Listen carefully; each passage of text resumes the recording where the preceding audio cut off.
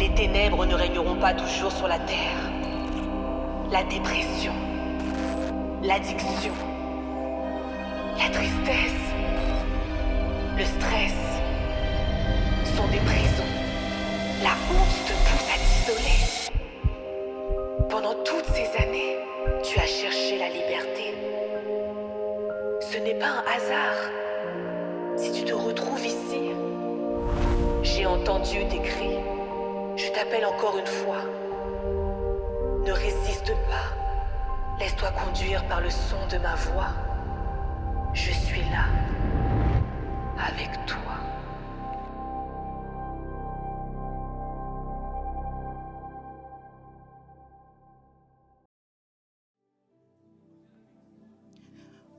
Bonjour Église Évidence.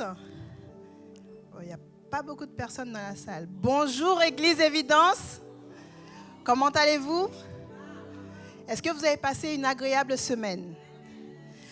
Peut-être que ce n'est pas le cas de tout le monde, mais justement, en fait, j'espère que le fait de vous retrouver ici, ça va vous permettre en fait, de vous sentir reboosté. En fait, donc, n'hésitez pas à donner un sourire à la personne qui est à côté de vous parce qu'on ne sait pas par quelle situation elle passe, mais Dieu sait toutes choses, donc juste aimer la personne à côté de vous, en fait. Pourquoi? Parce que, en fait, nous formons tous une seule et grande famille en Christ. Par le fait que nous l'ayons accepté comme notre maître, notre sauveur. Donc, ça fait de nous des frères et sœurs en Christ. Donc, en fait, j'aimerais nous rappeler ce matin ô combien c'est important de former cette famille spirituelle. En fait, le passage qui me tient à cœur ce matin se trouve en Matthieu 12, versets 48 à 50, qui dit mais Jésus répondit à celui qui le lui disait, « Qui est ma mère et qui sont mes frères ?» Puis, étendant les mains sur ses disciples, il dit, voici ma mère, et mes frères. Car quiconque fait la volonté de mon Père qui est dans les cieux, celui-là est mon frère, est ma sœur, est ma mère. En fait, il faut vraiment savoir que la famille est le lieu où l'on apprend à vivre ensemble, dans l'amour, dans l'harmonie, dans le respect réciproque. Dans la famille, on s'éduque, dans la famille, on s'entraide. Et surtout, dans une famille, on prend soin les uns des autres.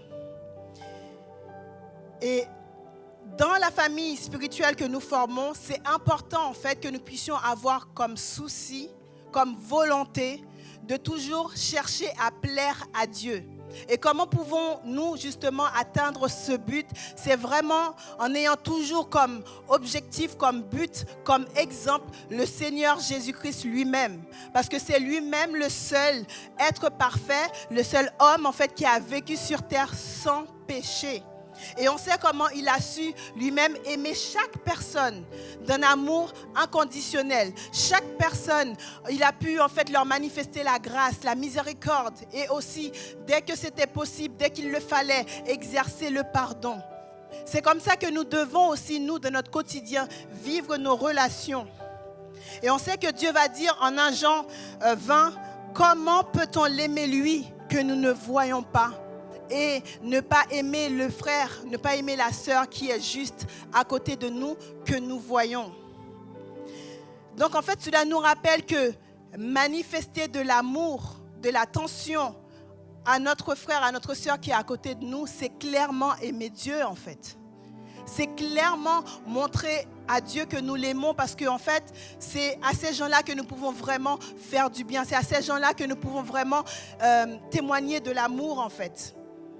Donc c'est important de chercher en tant qu'enfant de Dieu à manifester chaque jour les caractères de Christ dans nos relations. Et cette volonté va nous permettre d'être meilleurs chaque jour. Et on sait très bien que ce n'est pas possible d'y arriver seul. Mais Jésus, lorsqu'il est monté au ciel, il avait promis qu'il nous enverrait le Saint-Esprit. Et on sait qu'il y a eu le Saint-Esprit le jour de la Pentecôte. Et ce Saint-Esprit, il est en nous, il est en chacun de nous. À partir du moment où on a accepté le sacrifice de Jésus à la croix, le Saint-Esprit est en nous. C'est le Saint-Esprit d'ailleurs qui nous a convaincus qu'il fallait faire ce choix-là. Mais si on accepte chaque jour de laisser le Saint-Esprit nous transformer, il pourra nous montrer comment aimer notre frère, comment aimer notre sœur qui est à côté de nous.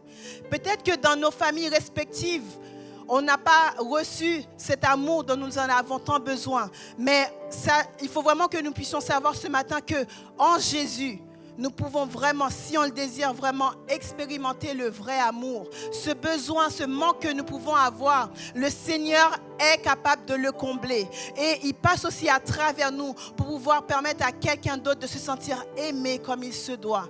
Donc j'aimerais que l'on puisse se mettre debout ce matin pour prier, pour demander à Dieu d'avoir ce désir d'être en communion constante avec lui. Parce que le fait de chercher à être en communion avec lui, ça va nous permettre d'être aussi en communion avec nos frères et sœurs en Christ. Et lorsqu'on va venir ici, on va toujours trouver un mot d'amour, un sourire. On va toujours se sentir reboosté. Parce que dans la famille de Christ, on doit faire la différence.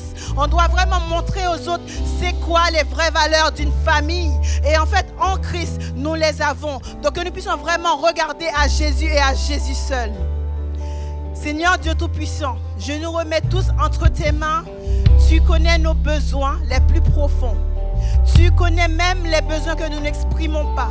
Et tu sais ce que chaque trait de nos visages, chaque soupir signifie, Seigneur Dieu.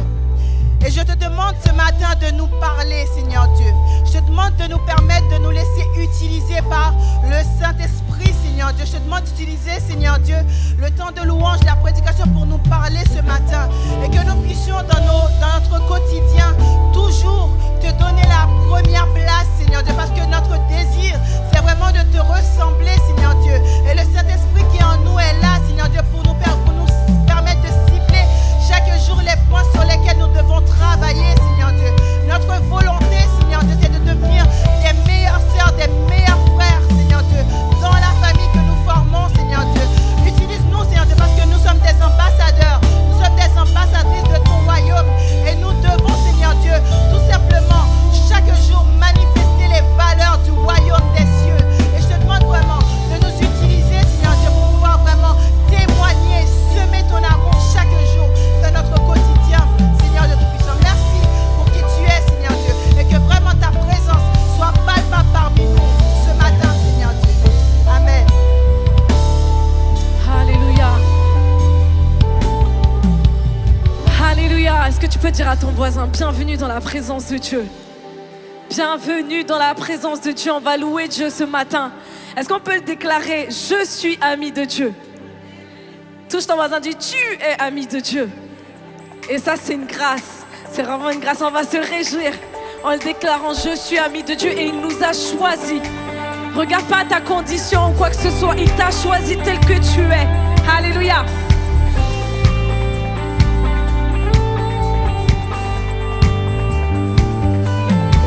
On y va. Qui suis-je pour que tu sois attentif à moi? Quand je t'appelle, et je sais que tu m'entends, vraiment. Est-il vrai que tu penses tellement à moi? Est-il vrai que tu penses tellement à moi? Que tu m'aimes. Quelle grâce. On déclare, je suis ami de Dieu. Je suis ami de Dieu. Je suis ami de Dieu. Je suis ami de Dieu. Je suis ami de Dieu. Je suis ami de Dieu. Il m'a choisi. Oh oui, je suis ami de Dieu. Je suis ami de Dieu. Oui Seigneur, tu m'as choisi, merci. Je suis ami. Merci de me choisir encore et encore. Je suis ami de Dieu. Il m'a choisi. Encore une fois, qui suis-je pour que tu sois attentif à moi? Qui suis-je pour que Hey. tu sois attentif? Est-ce qu'on peut se réjouir? Est-ce qu'on peut se réjouir? Quand je t'appelle, Tu m'entends. Oh, est-il vrai que Est-il vrai que tu penses tellement à moi? et que tu m'aimes inconditionnellement, Que Jésus? tu m'aimes. Quelle grâce! Quelle grâce! Quelle grâce. Je suis ami de Dieu. Je suis ami de Dieu. Oui, je suis ami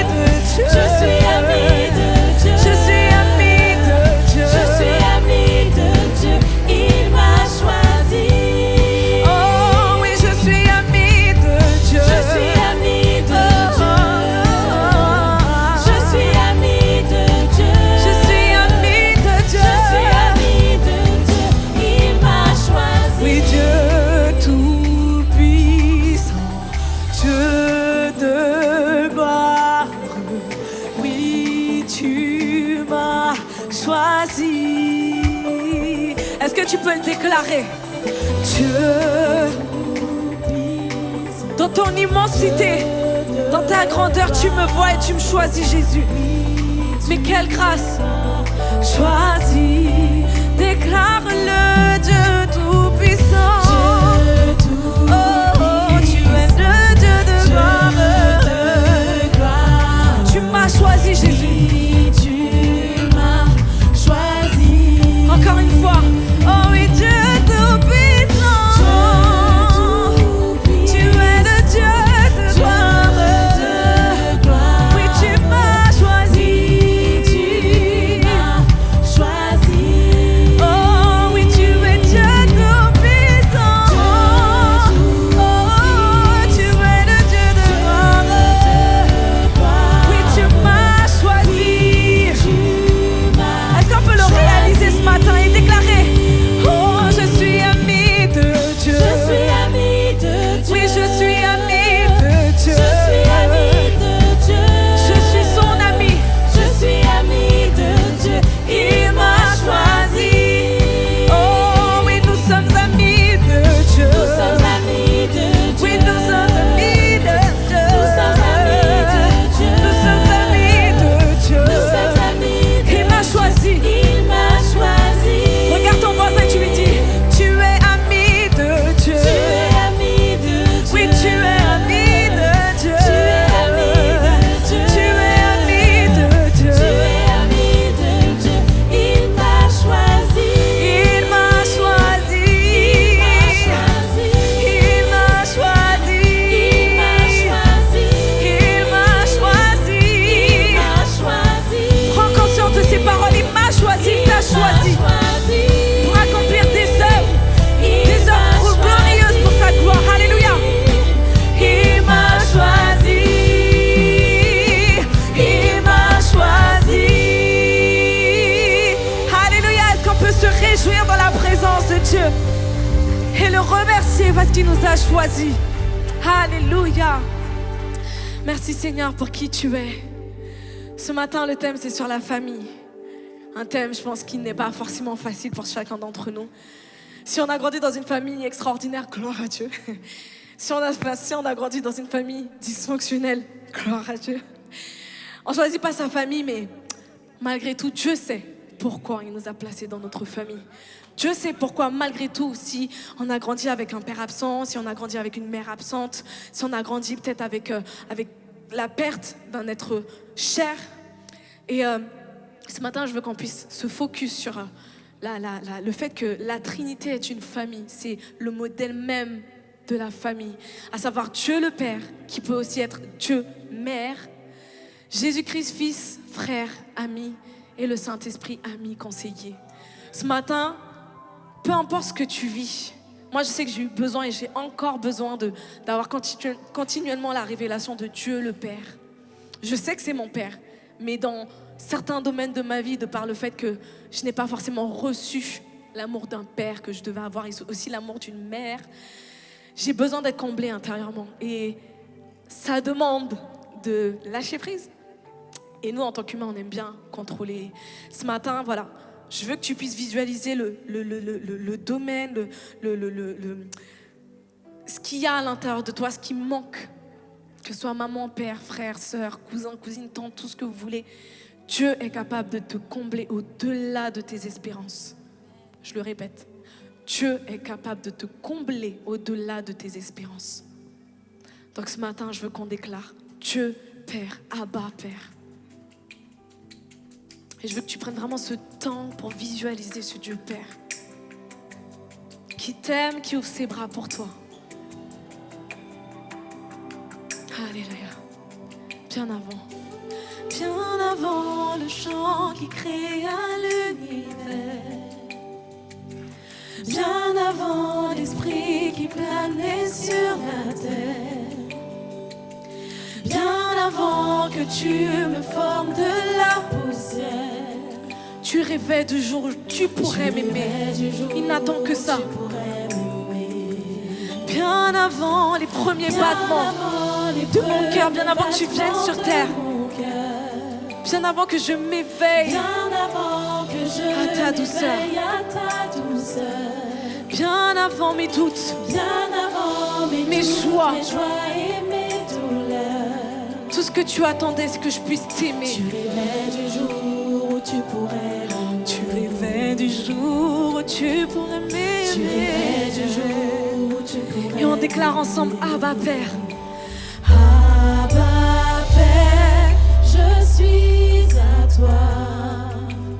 Abba Père, je suis à toi. Abba Père.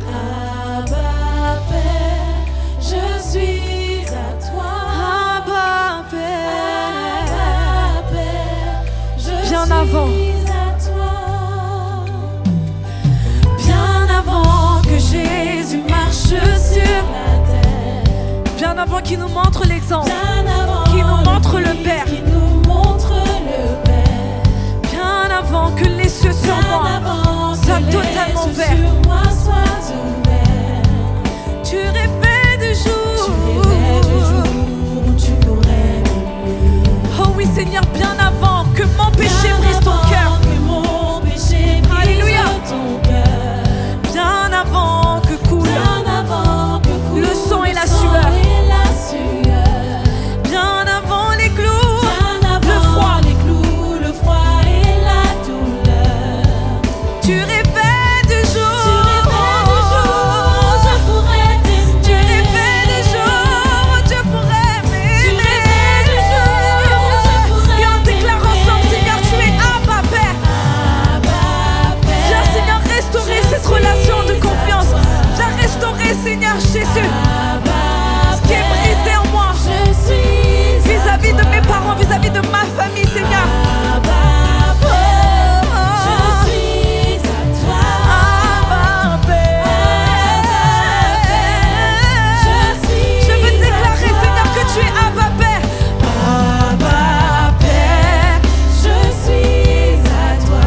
Seigneur tu es Abba. Tu es le pourvoyeur. Tu es celui qui comble par excellence Seigneur. J'ai besoin de toi Jésus. Je suis oui Abba Père.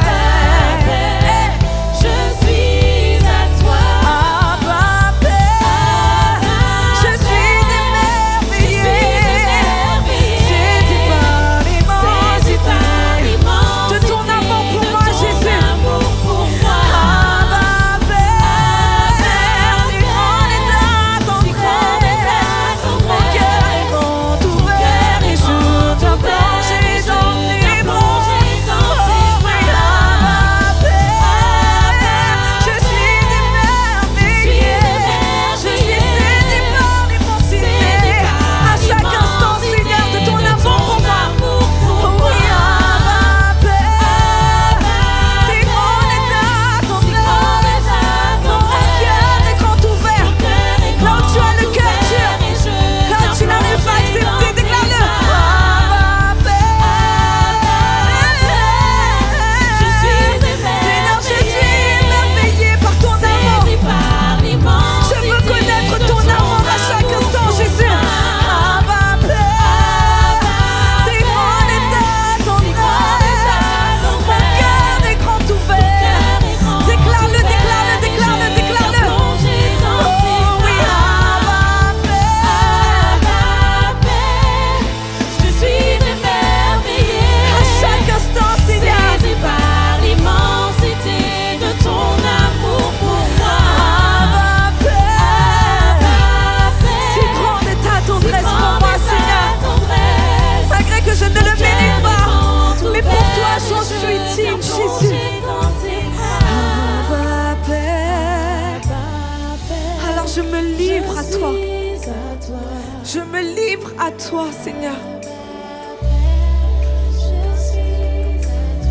Abba Père Jésus.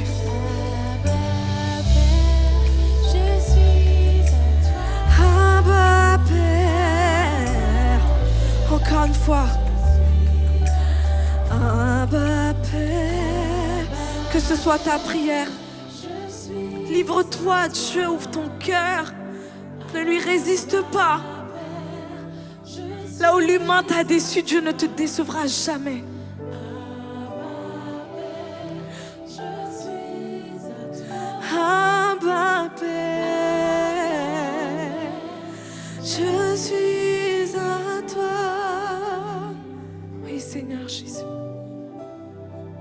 besoin de toi, Jésus.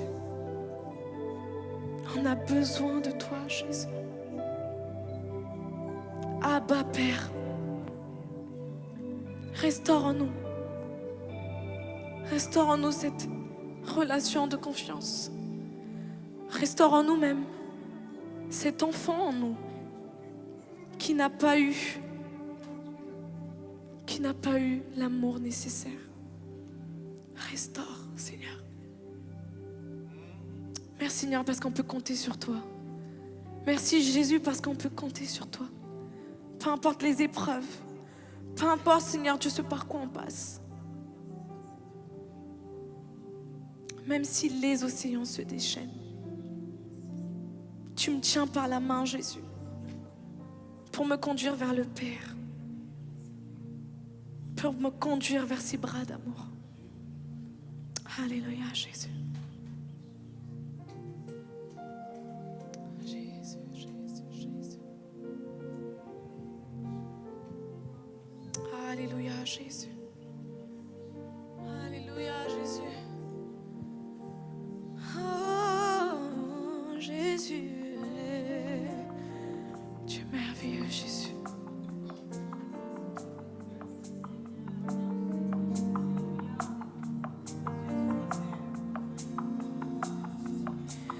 Même si les océans se déchaînent, je les traverserai avec toi, Jésus. Père, tu domines dans mes incompréhensions. Tu domines, Seigneur Jésus. Alléluia. Je suis tranquille. Encore une fois. Déclare-le. Oui, même si les océans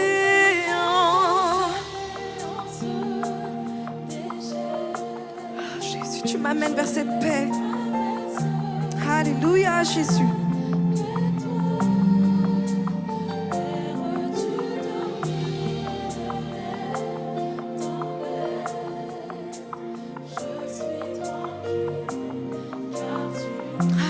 Jésus, je suis tranquille.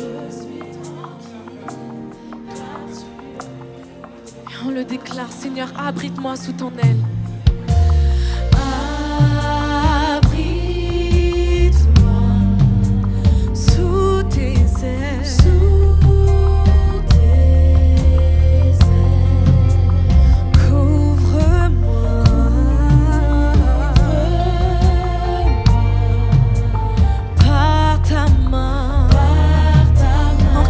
Dis-lui, Seigneur, viens m'abriter dans tes bras d'amour.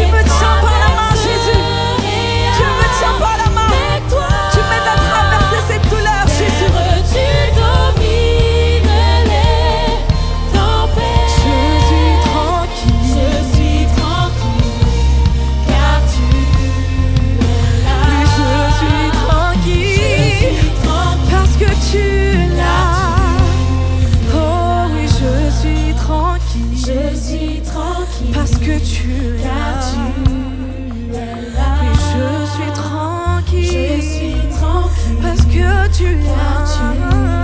Oh oui, nous sommes tranquilles. Nous sommes tranquilles. Parce que tu es là, Jésus. Car tu es là. Oui, nous sommes tranquilles. Nous sommes tranquilles.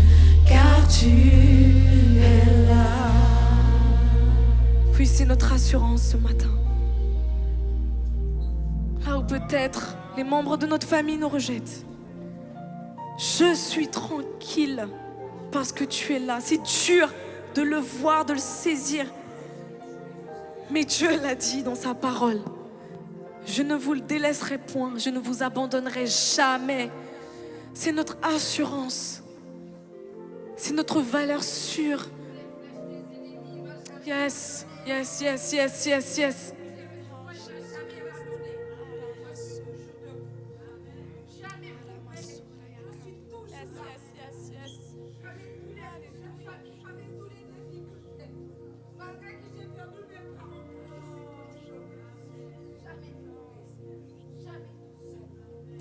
Jésus, merci Seigneur.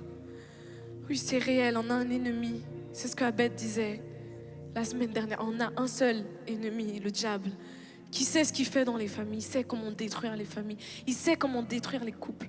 Il sait comment détruire les enfants. Mais l'amour du Père est assez grand, assez puissant, inconditionnel pour pouvoir nous relever, pour pouvoir nous restaurer, nous guérir. Là où il y a un vide à l'intérieur de nous. Je veux Jésus. Donnez-moi Jésus. Même si ma famille m'abandonne à cause du nom de Jésus, je sais que je veux Jésus tous les jours. Alléluia. On va le déclarer. Ah Jésus, je veux Jésus. Je te veux toi. Jésus.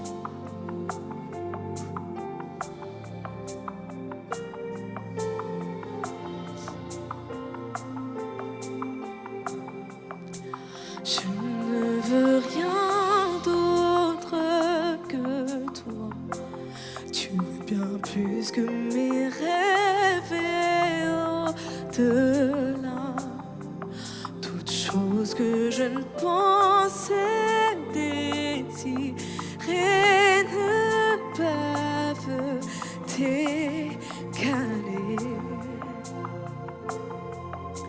Tu m'as choisi, je t'appartiens.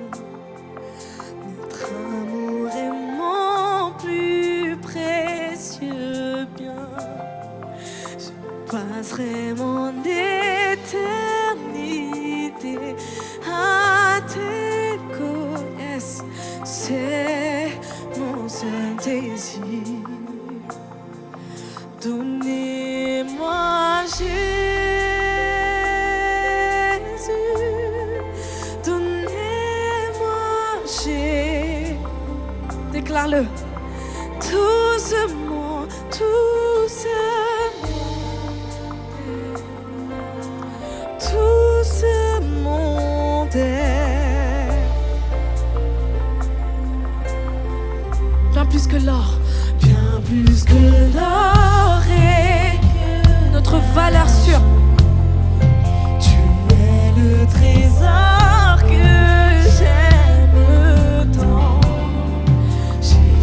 J'ai goûté ta bonté, rien d'autre ne pourra. Encore une fois, bien plus que l'or et que l'argent.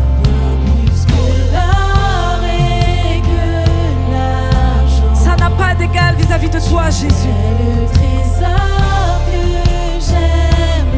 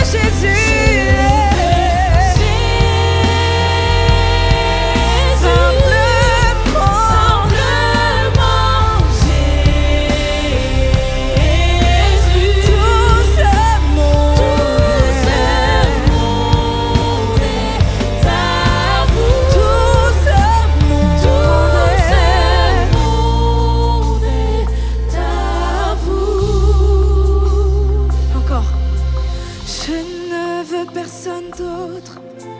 Je ne désire rien d'autre. Tu es, oui tu es.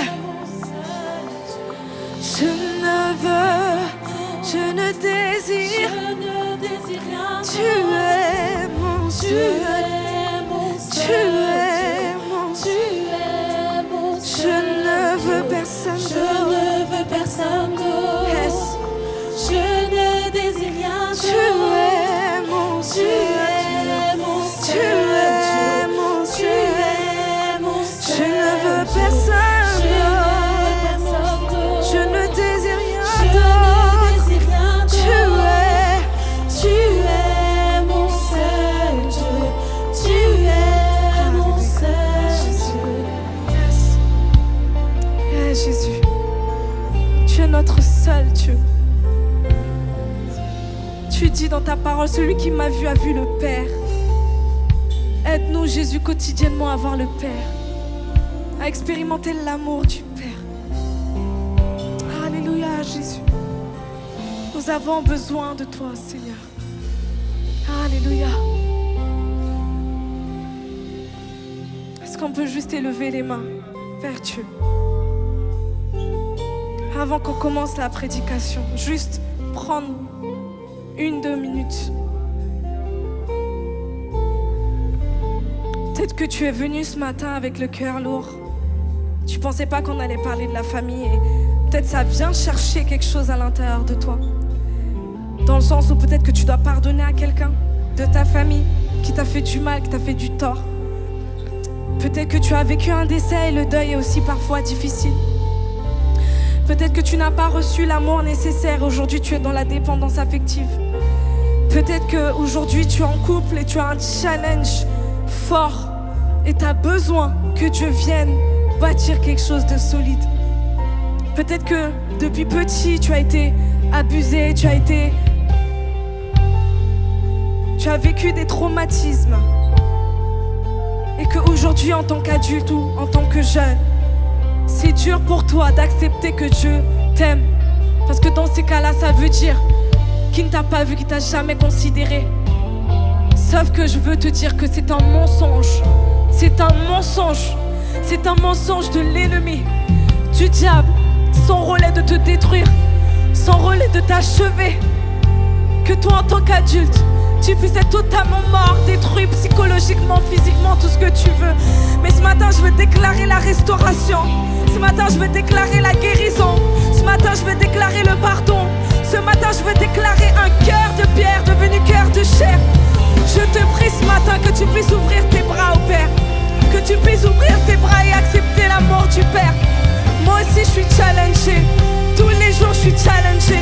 J'ai grandi dans une famille dysfonctionnelle. Mes parents sont en procédure de divorce. J'ai grandi. L'enfant qui est en moi n'a pas reçu l'amour nécessaire. Et je viens le chercher auprès de Dieu. C'est dur pour moi de dire à Dieu, tu es un Père. Soi-disant, tu pourvois mes besoins dans mes émotions et dans mon être. Mais je te le dis ce matin, il le fait. Parce que c'est un bon papa. C'est un bon papa. C'est un bon papa. Jésus est un ami. C'est un frère pour toi. Là où parfois tu as l'impression qu'il n'est pas là, il est là. Sinon tu ne serais pas là aujourd'hui. Alors s'il te plaît, élève tes bras ce matin. Je veux qu'on prenne un temps pour prier. Je veux qu'on prie ce matin. Je veux que tu pries là maintenant dans ton cœur. C'est pas moi de te dire ce que tu dois dire à ton Père ce matin. C'est pas moi de te dire ce que tu dois lui dire ce matin. Saint-Esprit, viens inspirer les prières. Raya Saraya Kanta Ramaso. Élève ta voix, élève ta voix, élève ta voix. Rema Saraya Kanta Ramaso. Peut-être que tu es une mère de famille ou un père de famille parce que tu n'as pas reçu une bonne éducation, l'amour nécessaire. Pour tes enfants, c'est un challenge. Mais tu es capable de te donner l'amour nécessaire, la sagesse nécessaire pour éduquer tes enfants, pour aimer ta femme, pour aimer ton mari. Et Rama Saraya Kanta. Reba Saraya Kanti Rabaso. Rema Kanta Rayasa. Tu viens libérer un cœur lourd ce matin. Tu viens libérer un cœur qui est dur ce matin. Rama Saraya Kanta. Tu es capable de transformer un cœur de pierre en cœur de chair. Tu viens saisir ce matin quelqu'un. Saint-Esprit,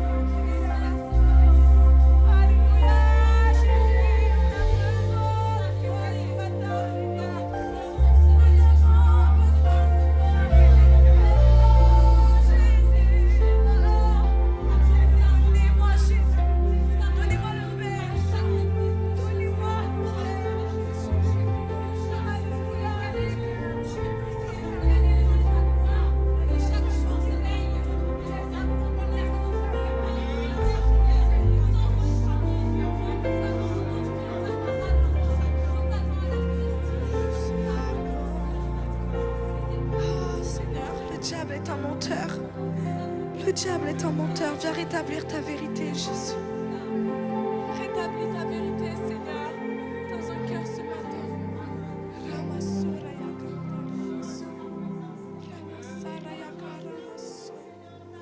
Le diable est un menteur.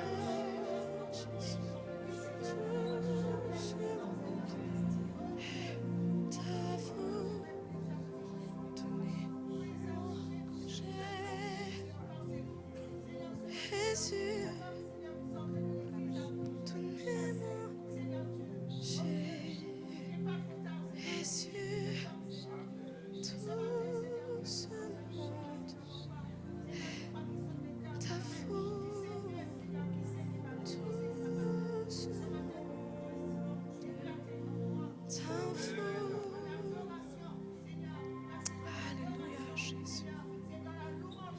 Alléluia, Jésus. Ramasara yakaramaso. Ramasara yakanta. Arayasora yakanta. Alléluia, Jésus.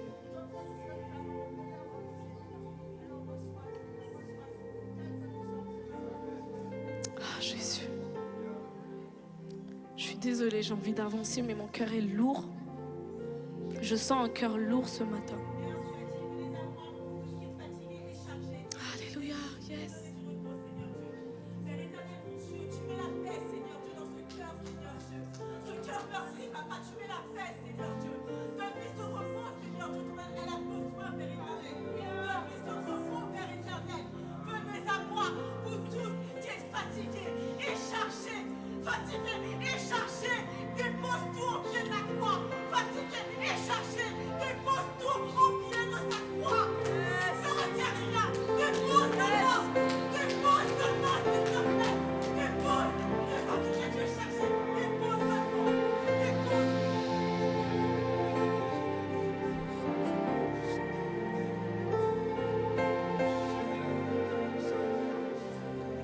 C'est une invitation pour toi ce matin. Je suis désolée, mais c'est une invitation pour toi. Je vois réellement ta souffrance. Je sais ce que tu vis et il y en a un qui sait ce que tu vis aussi. Il est allé à la croix pour toi, il est descendu sur terre pour toi. S'il te plaît, dépose, dépose, dépose. Dépose à ses pieds ce matin. Reçois juste la guérison. Dépose ton fardeau. Dépose ton cœur lourd. Alléluia, Jésus. Alléluia, Jésus. Alléluia, Jésus. Tu es aimé de Dieu. Tu as été voulu par Dieu. Tu as été choisi par Dieu. Tu es aimé. Dis-toi que si tu étais la seule personne sur terre, Jésus redescendrait sur terre pour aller à la croix pour toi. Tu te poses des questions par rapport à ta famille. Pourquoi tu es dans cette famille? Mais crois-moi, tu n'y es pas pour rien. Je t'invite à expérimenter, à aller chercher intentionnellement l'amour du Père. Alléluia, Jésus. Alléluia, Jésus. Alléluia, Jésus. Alléluia, Jésus. Alléluia, Jésus. Viens te mouvoir dans ce lieu, Jésus. Viens toucher ce cœur, Jésus. Alléluia. Reçois, reçois, reçois, reçois. Reçois, reçois, reçois, reçois.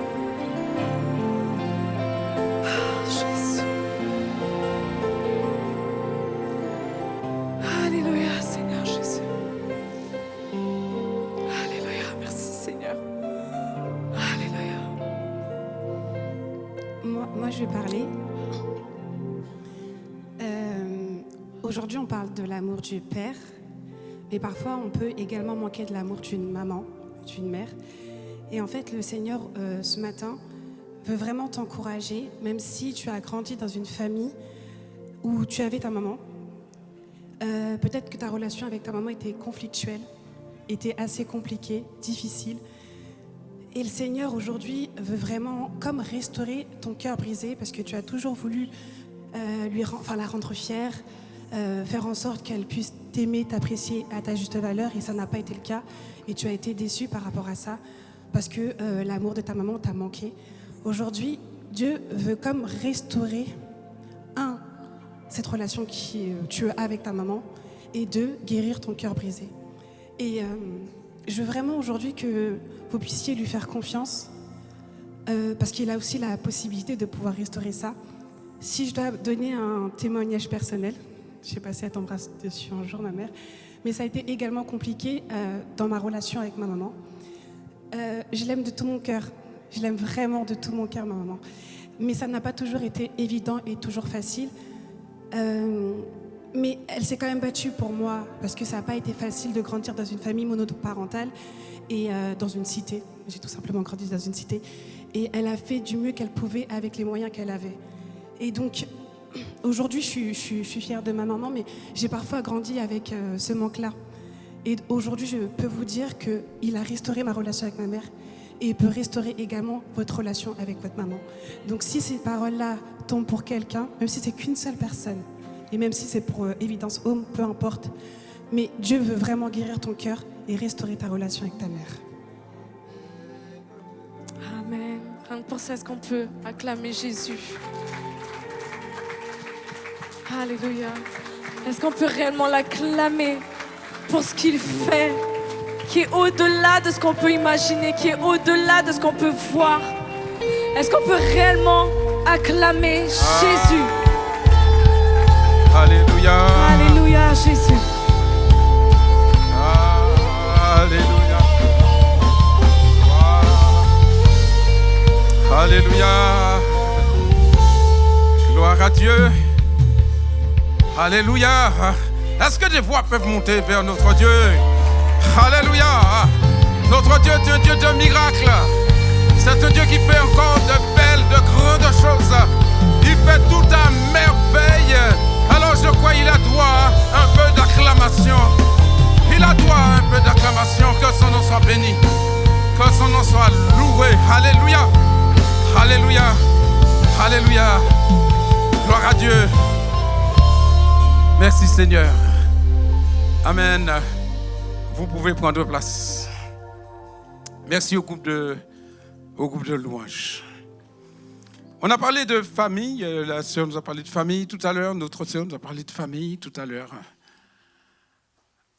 Et pendant le mois au début juillet, c'est-à-dire au début des vacances, un jeudi soir, on a eu une sœur qui nous a donné un témoignage. Mais le témoignage était tellement poignant que cela m'est allé droit au cœur. Et depuis ce jeudi-là, j'ai dit au groupe de prière qui se réunit chaque jeudi, nous devons prier pour les célibataires. Nous devons prendre un temps chaque jeudi parce que notre église est une église qui grandit et c'est une église aussi où il y a beaucoup de jeunes qui viennent, qui se rassemblent, qui se retrouvent. Et je pense qu'ils ont envie de fonder une famille. Amen. Donc, tous les jeudis, jusqu'à fin août, on a prié tous les jeudis pour les célibataires. Et le Seigneur a béni parce que j'ai vu des jeunes se rapprocher, j'ai vu qu'ils se sont fiancés, j'ai vu un petit mouvement dans le bon sens. Alors, j'ai dit, Seigneur, merci et continue. Et quand le frère Abed m'a parlé la semaine dernière, qui m'a dit, Roger, est-ce que tu pourras nous faire la prédication de dimanche? Alors, il m'a dit, Roger, il n'y a pas de thématique. Parce que quand il y a une thématique, on est obligé de suivre la thématique. Il m'a dit, non, il n'y a pas de thématique. Alors, tu choisis ton sujet. Et comme j'aime énormément la famille, évidemment, j'ai choisi la famille. Mais c'est un très vaste sujet, on ne pourra pas voir tout. Parce que c'est un sujet très vaste. Mais nous pourrons au moins voir les bases. Parce que quand on a les bases, on peut construire dessus. quand on a les bases, on peut édifier dessus. Et ce matin, j'espère seulement apporter quelques bases au sujet de la famille. Nous allons voir donc ce matin, d'abord, nous allons voir le célibat, nous allons voir le couple, nous allons voir les enfants, je vais essayer d'aller assez vite, les enfants, et nous allons voir en dernier la famille recomposée, parce que ça arrive dans les églises, ça. La famille, on n'en parle pas beaucoup. Et pourtant, il y en a dans nos églises. Il y en a dans nos assemblées. Il faut avoir au moins quelques instants pour cette nouvelle famille. Amen. Gloire à Dieu. Alors, la famille, j'ai comme des définitions. Alors, toutes les personnes d'un même sang, parents et enfants.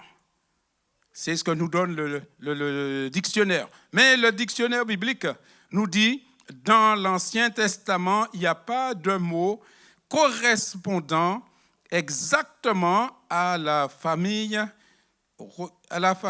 comme on le voit maintenant, c'est-à-dire le père, la mère et les enfants. L'équivalent le plus proche du mot, c'est maison, qui désigne un groupe de gens. On pouvait dire la maison d'Abraham, la maison d'Isaac, la maison de Jacob, mais ça veut dire que c'est un groupe de personnes qui vivent pratiquement en communauté. D'ailleurs, nous voyons avec Abraham qui vivait ensemble avec ses serviteurs, avec Sarah, et qui vivait aussi avec la servante Agar. Et nous trouvons, ils vivaient ensemble. Et ça faisait une famille. Et parfois, on dit aussi le clan. Une famille, c'est un clan. Mais ce matin, ce que j'aimerais voir avec vous, c'est la petite famille. Ce qui nous compose, le père, la mère, les enfants, l'éducation, c'est ce que j'aimerais voir avec vous ce matin. Et nous allons commencer, bien sûr, par le célibat, parce qu'avant d'être marié, on vit une période de célibat pendant un certain nombre d'années, et parfois même, si le Seigneur t'appelle à un célibat, tu peux vivre jusqu'à ton dernier jour en tant que célibataire, mais attention, ce n'est pas donné à tout le monde. Alors, le célibat, il nous a dit que c'est l'état de quelqu'un non marié, homme ou femme. C'est son état, c'est sa situation. Et j'aimerais lire avec vous dans le livre de 1 Corinthiens au chapitre 7, le verset 8 et 9 et les versets 32 à 34. Alors, au chapitre 7, à partir du verset 8, il nous est dit « À ceux qui ne sont pas mariés et aux veuves, je dis qu'il est bien pour eux de rester comme moi.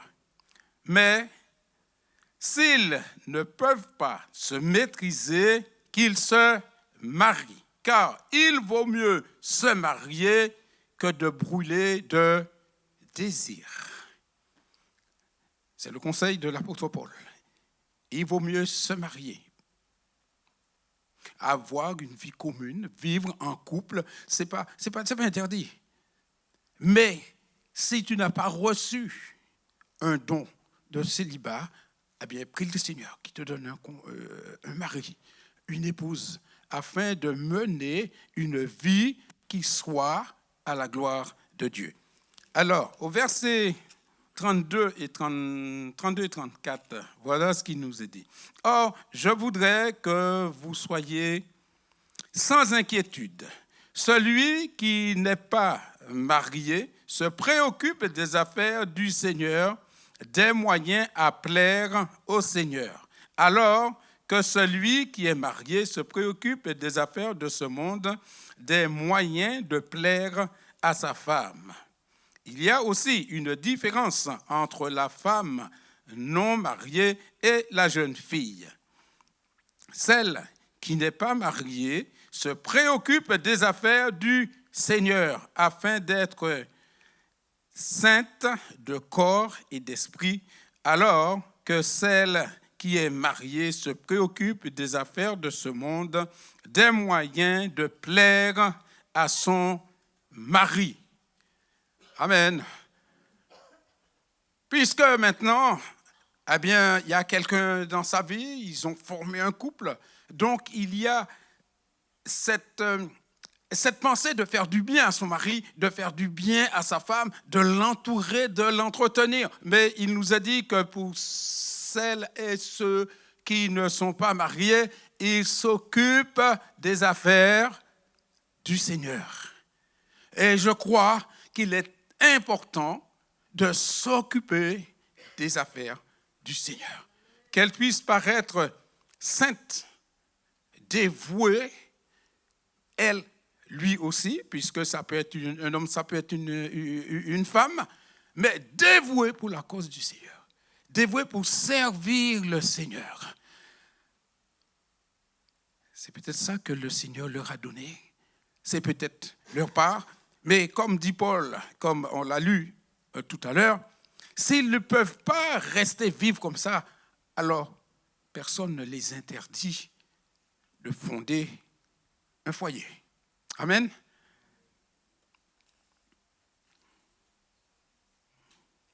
Le couple. Le couple. Alors, pour parler du couple, bon, je n'ai pas noté la définition, mais vous supposez bien que le couple, selon la parole de Dieu, selon les Écritures, c'est un couple comme Dieu l'a permis et comme Dieu l'autorise. Je m'arrête là.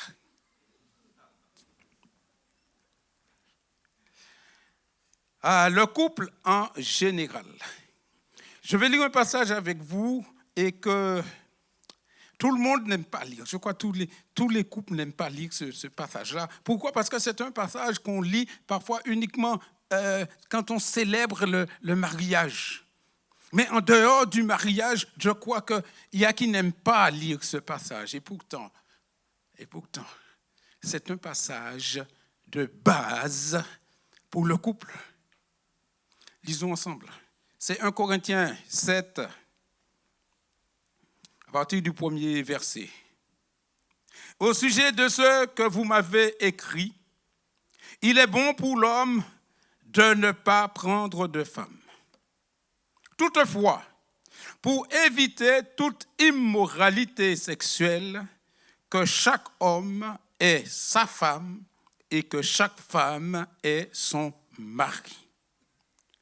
Que le mari rende à sa femme l'affection, et ça commence par l'affection, qui lui est due, qui lui doit, et que la femme agisse de la même manière envers son mari. Ce n'est pas la femme qui est maîtresse de son corps. Et quand je quitterai la salle, s'il vous plaît, laissez-moi partir en vie. Ce n'est pas la femme qui est maîtresse de son corps, mais son mari. De même, ce n'est pas le mari qui est maître de son corps, mais sa femme. Ne vous privez pas l'un de l'autre, si ce n'est d'un commun accord pour un temps.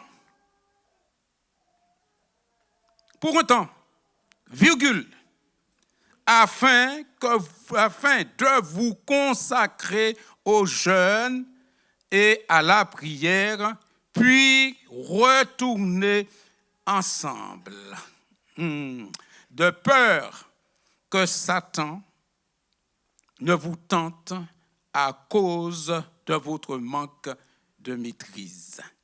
Je dis cela comme une concession et non comme un ordre. Merci quand même, apôtre Paul. Je voudrais que tous soient comme moi, mais chacun tient de Dieu un don particulier, l'un d'une manière, l'autre d'une autre. Amen. Amen, amen, amen. Je ne vais pas m'étendre beaucoup sur ce passage parce que je crois que sa lecture seulement nous éclaire déjà sur beaucoup de points. Ce que je voudrais dire peut-être un peu ce matin, c'est que dans le couple, la personne qui ne respecte pas cet enseignement expose l'autre au péché, à la tentation. Exposer. Et le mot exposer veut dire mettre en péril, faire courir des risques. Je prolonge en disant que quand les disciples ont demandé à Jésus comment prier, Jésus a commencé par notre Père qui est aux cieux, etc., etc. Et Jésus poursuit en disant, ne nous expose pas à la tentation, mais délivre-nous du mal. Ne nous expose pas. Oui. Parce que parfois on pense que nous on fait comme ça, c'est bon, mais on ne pense pas que l'autre est exposé. Et on dit, ah, le frère est tombé, la sœur est tombée. Ne l'as-tu pas exposé à tomber? Je poursuis. En Matthieu 5, 31, celui qui divorce d'avec sa femme, sauf en cas d'immoralité sexuelle, sauf en cas d'immoralité sexuelle, l'expose à devenir adultère. Ce n'est pas moi qui le dis, c'est écrit dans la parole de Dieu. L'expose à devenir alors. Chacun a sa place dans le couple. Chacun a son travail. Chacun a son devoir. Chacun a ses attributions. Et si on respecte les consignes, on respecte ce que Dieu dit, le couple doit briller. Et le couple doit vivre dans la joie. Le couple doit vivre main dans la main, les yeux dans les yeux. Ouais. Parce que parfois, ce sont des petits manquements. Chacun veut tirer le drap de son côté. Non. Moi, je me contente de lire ce que la parole de Dieu me dit. Et je vous le transmets. Tout simplement. En Genèse, chapitre 3, verset 16. Quand Dieu parle, quand l'Éternel il parle après la chute d'Adam et Ève, il va leur adresser la parole. Et voilà ce qu'il va dire à la femme. J'augmenterai les souffrances de ta grossesse. C'est dans la douleur que tu mettras tes enfants au monde. Et il ne s'arrête pas là. Tes désirs se porteront vers ton mari, mais il dominera sur toi. C'est à la femme qu'il parle. J'arriverai à donner un peu plus d'explications tout à l'heure sur le désir. Tes désirs se porteront vers ton mari. Mais nous, les hommes, on a inversé. On va toujours courir après la femme. On va toujours derrière elle. On a toujours... Mais Dieu dit à Ève, tes désirs se porteront vers ton mari et il dominera. Ce n'est pas étonnant que souvent la femme nous fait courir parce qu'on a inversé les rôles. Respectons comme il est écrit. Et vous verrez, beaucoup de problèmes vont se régler. Beaucoup de problèmes. Genèse 18, verset 12. Sarah rit en elle-même. Vous savez, c'est quand il y a eu la promesse pour Isaac. En se disant, maintenant que je suis usée, maintenant que je suis vieille, aurais-je encore des désirs? Et elle ne s'arrête pas là. Mon Seigneur aussi est vieux. Abraham est vieux. Donc, il n'y a plus de désir, il n'y a plus rien. Et pourtant, un an après, Isaac va naître. Ce qui est impossible à l'homme est possible à Dieu. Tant qu'on vit, tant que le cœur bat, tant que Dieu nous donne la santé, on peut espérer encore. On peut espérer. Mais parfois, on baisse les bras. Un an après, Isaac est né. Je reviens à mon explication de tout à l'heure. Parce que quand on parle de désir, certains peuvent penser que c'est uniquement le désir intime. Tes désirs et tes attentes seront tournés vers ton mari. À l'origine, c'est ce qu'il est dit. Ils seront tournés vers ton mari. Alors, c'est quoi ces attentes et ces désirs? Eh bien, c'est la relation harmonieuse, originelle. Le vis-à-vis, parce que quand Ève est née, qu'est-ce que Dieu a dit à Adam? Voici ton vis-à-vis. Voici celle qui est comme toi. Voici ton aide. C'est ce qu'il lui a dit. Une seule chair. Au mariage, on dit que les deux deviendront une seule chair. Ce qui veut dire que dans le mariage, j'aime bien le dire, dans le mariage, 1 plus 1 font 1. C'est ce que les deux chairs, les deux corps deviendront une seule chair. Et pour arriver que les deux soient unis, il faut vraiment que les deux êtres humains soient en accord, en parfait accord, soient aussi en accord avec la parole de Dieu. En accord avec la parole de Dieu. Et je poursuis l'explication. La relation harmonieuse originelle, le vis-à-vis, une seule chair, tout ça, maintenant, ça a fait place à des rapports de domination, de crainte et de frustration. Et quand le couple arrive là, ça bat déjà de l'aile depuis longtemps. Parce que le couple a perdu de son assise. Le couple a perdu de ce que Dieu avait prévu pour que le couple puisse durer et vivre en pleine harmonie.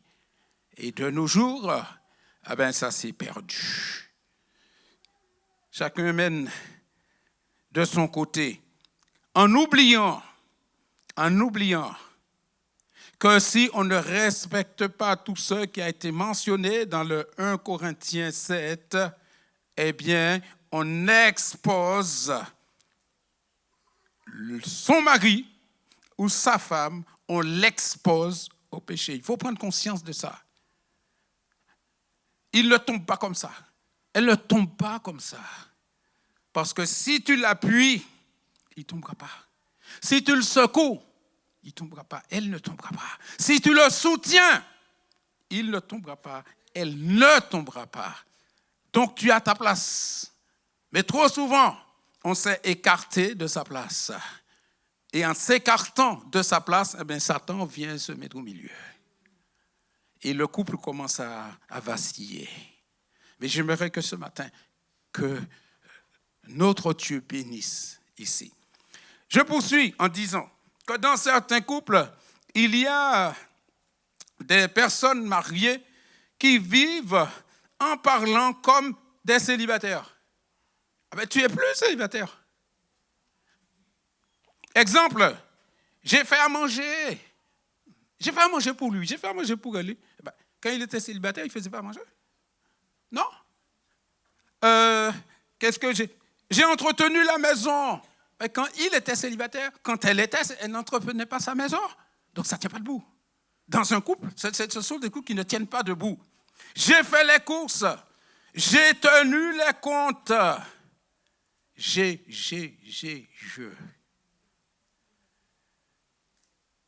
Alors dites-vous en tant que couple, si vous vivez en couple, si vous faites uniquement ce que font les célibataires, alors que faites-vous en tant que couple? Où en êtes-vous? Je ne veux pas être dur avec vous ce matin, mais je vais revenir aux bases, afin que les couples qui sont peut-être en difficulté puissent se relever. Tout simplement. Je ne vais pas faire de commentaires inutiles, je me contente de lire la parole de Dieu avec vous ce matin. Alors j'ai fait des courses, j'ai tenu les comptes, etc. La communication est limitée au « je » et le « nous » a disparu. Au début, c'était « nous allons faire les courses ». Nous faisons la vaisselle ensemble. Nous faisons le lit ensemble. Nous prenons le petit déjeuner ensemble. C'était du « nous ». Le nous s'est transformé en je, comme si tu es célibataire. Le célibataire peut dire je, oui, mais quand tu es marié.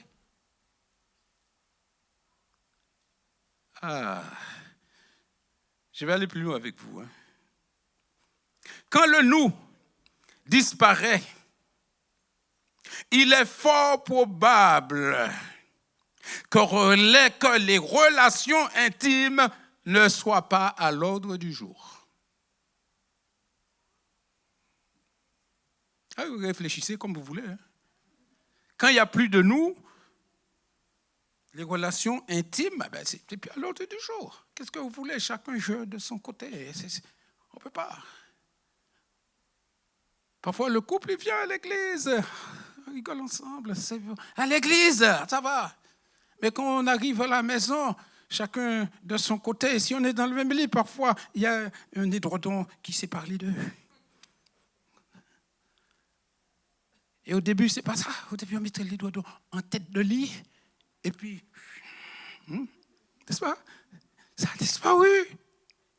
Chez les inconvertis, ceux qui n'appartiennent pas à Christ, on peut comprendre ça. Mais chez les chrétiens, ceux qui sont nés de nouveau, ceux qui appartiennent à Christ, ceux qui appartiennent à la maison de Dieu, ceux qui ont le Dieu comme Père, est-ce que ça peut encore exister dans leur foyer?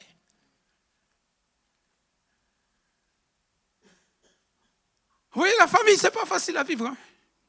Il ne faut pas croire que la famille... Non, il y a des efforts à faire. Et ne refuse pas de faire tes propres efforts. Parce que ce n'est pas moi qui vais le faire à ta place. Ton mari ne pourra pas faire tes efforts à ta place.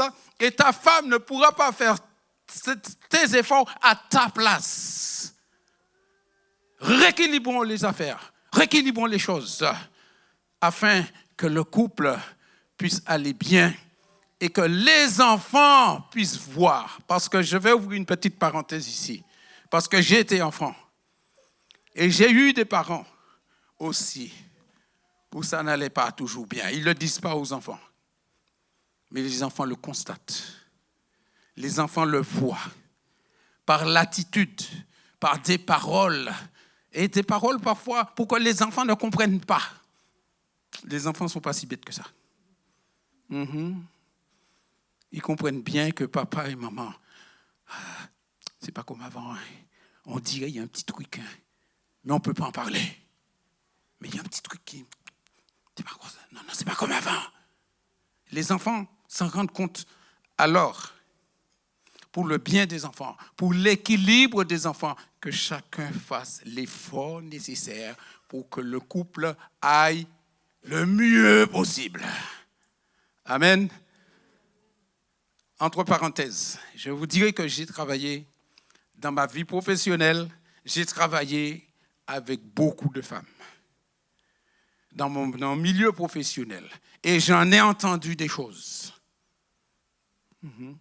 Surtout quand elles voyaient que je connaissais plus ou moins l'affaire de couple, l'affaire de famille. Eh bien, il y a qui viennent en aparté parler, discuter. Est-ce que je peux donner un conseil? Mais vous ne pouvez pas imaginer qu'est-ce que des couples peuvent vivre. Je referme la parenthèse. Si j'ai un conseil à donner à chaque personne mariée vivant en couple, c'est de méditer 1 Corinthiens 7. Et ne dis pas que ce n'est pas pour toi. Ce serait de traiter de menteur la parole de Dieu.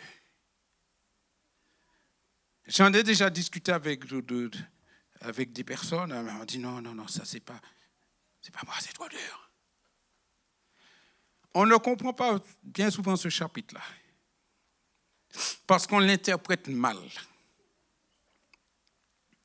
Quand il est dit que la femme, son corps ne lui appartient pas à l'homme, le corps ne lui appartient pas, appartient à sa femme, etc., j'ai fini par comprendre quelque chose. Parce que quand on est célibataire, on aime bien s'habiller, on aime bien se pouponner, on aime bien manger, on aime bien faire tout ce qu'une personne peut faire pour la rendre heureuse, pour se faire voir aussi. Alors, sur une note de 10, alors on met 7. 7 sur 10, je m'occupe bien de moi. C'est bien, on me voit. Un 7 sur 10. Mais dans ce passage-là, quand vous êtes marié, si vous étiez à 7 sur 10 pour vous, votre épouse doit être à 8 sur 10 parce que c'est vous qui l'entretenez. Et l'époux doit passer, pas à 7, mais à 8 parce que femme, c'est toi qui l'entretiens. Et ça veut dire qu'à chaque fois, on doit aller plus haut. On doit aller plus loin. Et chaque fois qu'on essaye et qu'on veut aller plus loin, de plus en plus loin, eh bien, c'est plus le couple s'unit. Mais au mariage, ça va. Et puis après, ça commence à...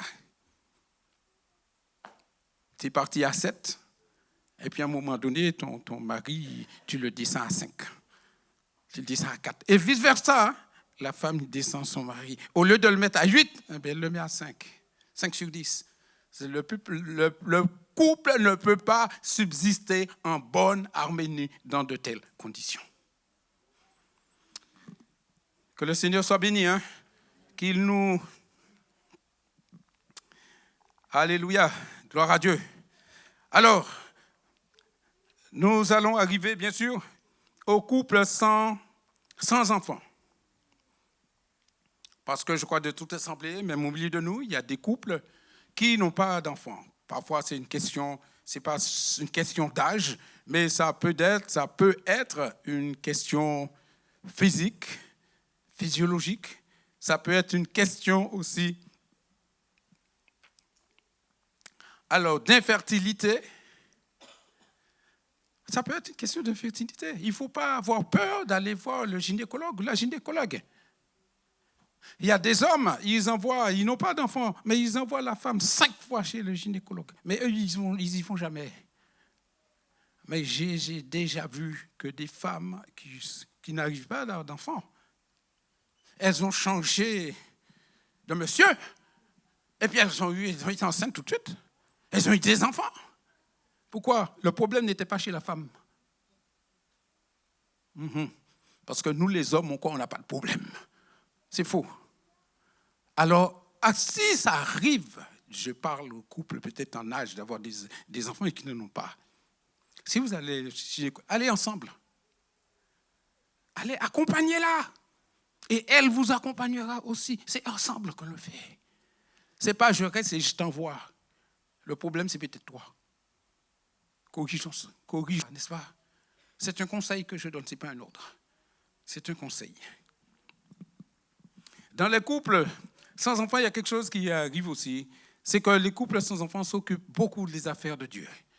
Ce sont des couples qui sont très disponibles et disposés dans les affaires de Dieu. On les retrouve à l'église dans plusieurs services. Je dirais presque qu'ils sont à fond dans le service de Dieu. Je bénis le Seigneur pour ces couples-là aussi. Parce que ce que moi, peut-être, je n'ai pas le temps de faire, ce sont ces couples-là qui le font. Et personne à l'église. Parfois, on ne voit même pas leur travail. On ne voit même pas leur intervention. Que le Seigneur soit béni. Et puis prions. Prions pour ces couples-là. Prions. J'arrive un petit peu un petit peu plus loin. Là, je ne m'adresse pas à ceux qui sont déjà mariés, qui ont déjà fait leur faire part de mariage, mais je m'adresse aux futurs, peut-être qui vont se marier. Il y a quelque temps, on va les faire part de mariage.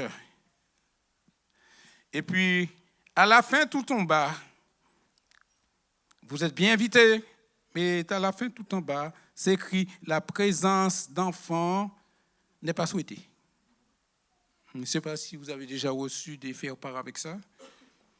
Ou alors, les parents sont invités sans les enfants. Qu'est-ce qu'on fait des enfants? On est mariés, on a des enfants. Qu'est-ce qu'on fait? Et un dernier, aucune garderie d'enfants n'est assurée. Mais on vous invite. Vous faites quoi des enfants? Est-ce que c'est uniquement les couples sans enfants qui doivent être invités au mariage? Je n'apporte pas de solution, hein, mais j'ai constaté que c'est quelque chose qui arrive. Alors, pensant aux enfants qui vont peut-être lire le faire part de mariage. Vous me comprenez? Les enfants qui savent lire, qui peuvent tomber sur un faire part de mariage avec ce genre de mention. Ils ont invité, mais il n'y a pas de place pour les enfants. C'est le plus beau jour de leur vie, il n'y a pas de place pour les enfants. Je n'apporte pas de solution. Je soulève seulement la question. Parce que de plus en plus, on le voit. Je referme la parenthèse. Et la question que je me pose, c'est que doivent faire les couples ayant des enfants et qui sont invités? Qu'est-ce qu'ils font? Les grands-parents, un couple sans enfants. Mais le couple sans enfants, il est peut-être invité puisqu'il n'a pas d'enfants. Et on fait quoi avec les enfants? Je referme la parenthèse. Que le Seigneur soit béni, que chaque couple prenne ses dispositions. Mais sachez que des enfants grandissent. Tout simplement. Alors maintenant, on arrive aux enfants. Il nous est dit que c'est un don de Dieu, les enfants. Et le psaume 127 au verset 3 nous dit que l'héritage que l'Éternel donne, ce sont des fils. Les enfants sont une récompense. C'est l'Éternel qui donne. Les enfants sont une récompense. Alors, il faudrait prier pour tous les couples qui n'ont pas d'enfants. C'est une récompense de Dieu. C'est un don de Dieu. Alors, je crois que tout couple a envie de s'épanouir et de voir s'agrandir sa petite famille. Que le Seigneur soit béni. Mais quand on a des enfants, on est parents, ah là là, on a des devoirs. On a des devoirs. Le devoir d'instruire l'enfant. Le devoir de discipliner l'enfant. On a le devoir de corriger l'enfant. J'ai encore pour 5 minutes.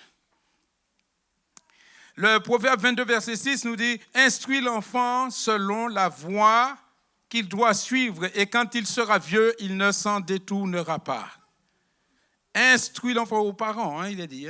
Instruis l'enfant pendant qu'il est jeune. Et si la parole de Dieu nous le dit, c'est que c'est vrai, parce que bien des gens, parfois, ils ne se sont pas convertis tout de suite, mais ils se sont rappelés plus tard que les parents leur avaient cité tel verset de la Bible, tel verset de la Bible, et ils reviennent. C'est pourquoi il est dit, quand ils sont vieux, ils vont se rappeler, ils ne vont pas se détourner, ils vont se rappeler. Ensuite, il y a la discipline. Discipliner l'enfant. C'est quelque chose de dur parfois dans le couple. Alors un enfant, il faut savoir qu'un enfant livré à lui-même est malheureux. Et quand il est livré à lui-même, il prend souvent le mauvais penchant.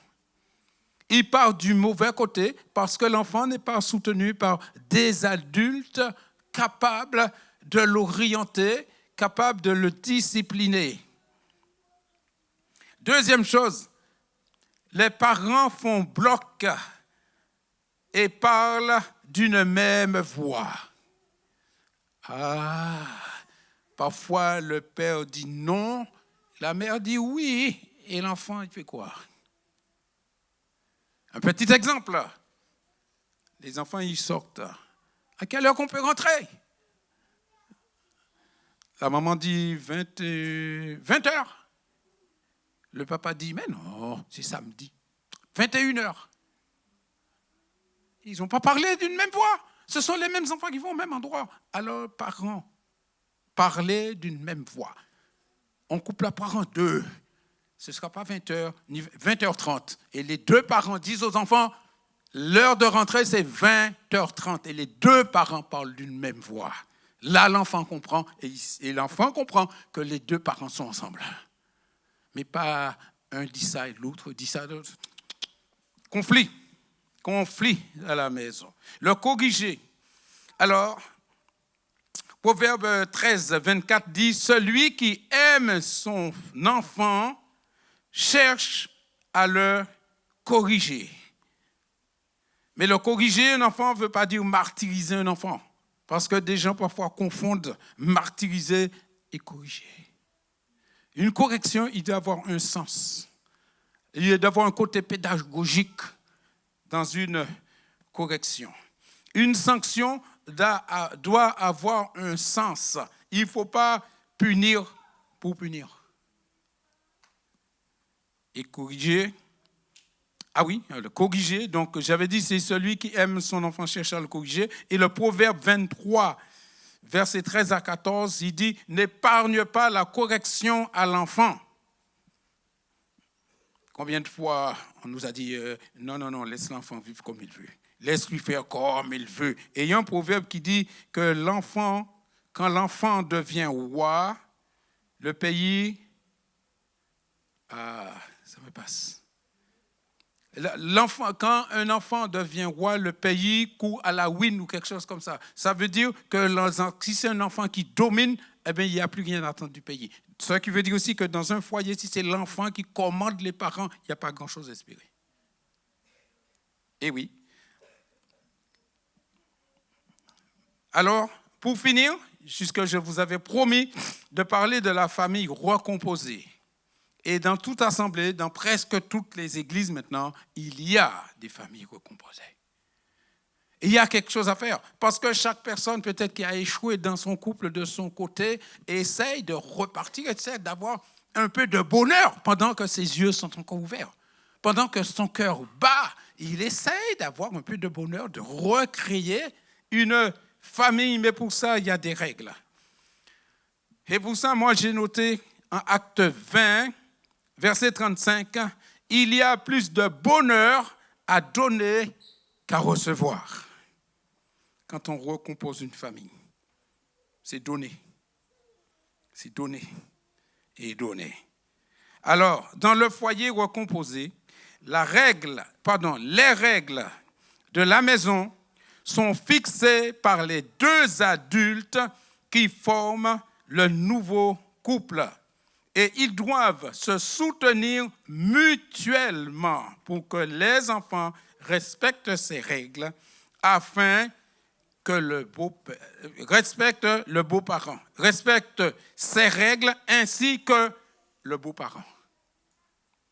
C'est à deux qu'ils prennent les décisions. Si les enfants se rendent compte que le nouveau couple ne s'entend pas, celui-là il dit « ma fille », l'autre dit « mon fils ».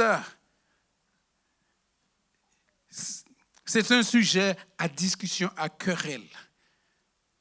Et il n'y aura pas d'entente. C'est pour ça que moi je dis que les deux adultes qui forment le nouveau couple, c'est à eux de prendre les rênes, de fixer les règles. Et que les enfants, qu'ils soient du monsieur ou de madame, que les enfants comprennent, ils marchent ensemble. Et que c'est un nouveau couple qui veut vivre, qui veut repartir peut-être à zéro avec nous les enfants. Mais c'est à eux de fixer les règles. C'est pour cette raison que j'ai dit que dans le foyer recomposé, chaque conjoint doit venir avec l'intention de donner et non de prendre. Pourquoi je dis ça? Parce que les enfants, s'ils ont déjà perdu soit leur père, soit leur mère, et tu viens prendre encore le peu qu'il leur reste, il n'y aura pas de communion avec vous. Tu viens pour la mère, mais tu viens uniquement que pour prendre là des enfants. Les enfants se rendent compte que tu viens que pour prendre un. Et s'ils ont déjà perdu une partie, tu viens leur faire perdre encore le peu qu'il leur reste, il n'y aura pas de communion avec vous. C'est l'intention d'apporter quelque chose, d'aimer les enfants, mais de leur apporter quelque chose, leur apporter l'amour, l'affection, respecter les règles et aimer leur maman ou leur papa qui sont devenus vos beaux-parents. Ça, c'est pour les enfants. Et là, on retrouve un équilibre. Mais il faut que ces parents-là, ce ne soient pas des enfants, hein. Ce sont des parents mûrs. Ce sont des hommes. Ce sont des femmes qui ont déjà échoué et qui veulent repartir. Là, il y a encore de l'espoir. Là, il y a encore de l'espérance, mais il faut être ferme. Amen. C'est eux qui prennent la direction, pas les enfants. Que le Seigneur soit béni. Prions ensemble. Amen. On peut se lever. On va prier ensemble. Alléluia. Ah, Seigneur notre Dieu, que le thème de la famille, nous n'avons pas tout vu. Nous n'avons vu que les bases. Que les bases. Mais ce matin, je veux te prier, Seigneur, pour que chaque couple, peut-être chaque célibataire, chaque couple sans enfant, présent dans cette salle, puisse recevoir ta bénédiction. Parce que tu es pour chacun notre Père. Que ce soit célibataire, que ce soit couple, que ce soit enfant, tu es notre Père. Et nous avons besoin de toute ton affection, de tout ton amour, pour pouvoir vivre dans le foyer, dans la joie, dans la bonne humeur, dans l'unité. Ah, dans l'unité. On a besoin de ça en tant que parents pour que les enfants puissent grandir dans une atmosphère bénie, dans une atmosphère de joie de servir notre Dieu, la joie de vivre ensemble, la joie de partager tout ce que le Seigneur nous a donné, la joie de partager. Et donne-nous, Seigneur notre Dieu, à pouvoir donner plus qu'à recevoir. Parce que trop de gens aiment recevoir et ne pas donner. Apprends-nous à donner notre amour. Apprends-nous à donner notre affection. Apprends-nous à donner de notre temps. Apprends-nous à donner de notre savoir-faire pour que ceux qui vivent autour de nous aient envie de nous suivre. Pour que le couple qui vit à côté voit vivre notre couple et ait envie de vivre. Pour que les jeunes qui ont envie de se marier, en voyant le couple, en entendant le témoignage du couple, aient envie de se marier. Qu'on puisse leur donner envie, mais pas les décevoir. Parce que trop souvent, on pense à nous-mêmes. Pensons à ceux qui nous regardent vivre. Ceux dont nous sommes les témoins. Pour eux, Père, bénis chaque famille ici présente. Bénis chaque personne, le plus âgé comme le plus jeune. Bénis chacun, parce que ta main, c'est la main de la bénédiction. C'est la main de la joie. C'est la main qui apporte l'espérance. C'est la main qui apporte les projets de Dieu, les promesses de Dieu. Et c'est ta main, c'est ton esprit qui fait accomplir tes promesses. Que ton nom soit béni, Père, dans le précieux nom de Jésus. Amen. Amen.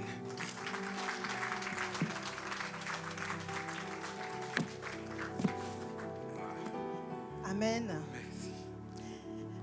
Merci encore à notre ancien Roger pour ces précieux rappels. Je vous prie de vous rasseoir. Parce que c'est vrai que le fait de ne pas faire assez attention à ça dans notre quotidien nous fait passer à côté de beaucoup de bénédictions que Dieu a en réserve pour nous. Et merci encore Roger pour d'avoir parlé des célibataires au tout début, parce que on sait que malheureusement pour beaucoup de personnes, c'est quelque chose qui est souvent subi. Mais là, tu nous rappelles que en fait, c'est vraiment un temps où on doit mettre à part, pour continuer à servir Dieu. En fait, dans ce temps qu'on met à part, on s'abandonne pleinement à Dieu et on sait qu'il a notre vie entre ses mains, qu'il a aussi des projets de bonheur, des plans de bonheur pour notre vie et qu'il fera certainement toutes choses bonnes en son temps.